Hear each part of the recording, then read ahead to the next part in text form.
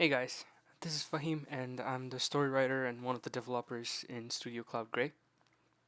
For our very first devlog, let me introduce you guys to the baby steps that the player and the basic enemy AI have taken.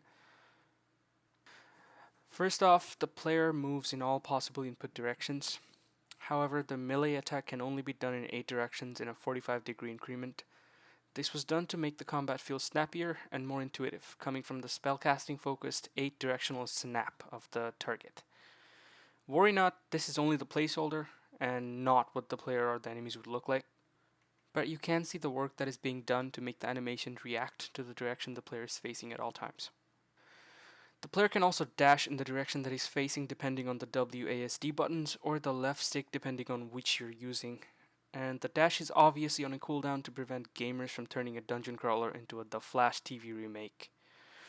Now we come to the enemy, which on the other hand is much more intelligent and can patrol in a certain range from its starting position until it detects a player.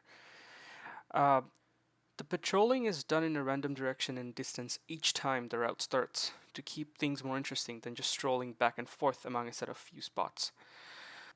Finally, to prevent dull behaviors, I have tried my best to implement a state machine behavior system that changes the current task of the enemy, depending on the world around them. For example, a patrolling enemy will not go back to patrolling if you have aggroed them, and they will switch to the chasing and attacking state, and so on. There will be a spell that can enable assassinations or backstab, whatever you want to call it for now, which will pose a challenge for the player given the randomness of the enemy path. And trust me, I have faith in you guys to overcome our evil brain babies.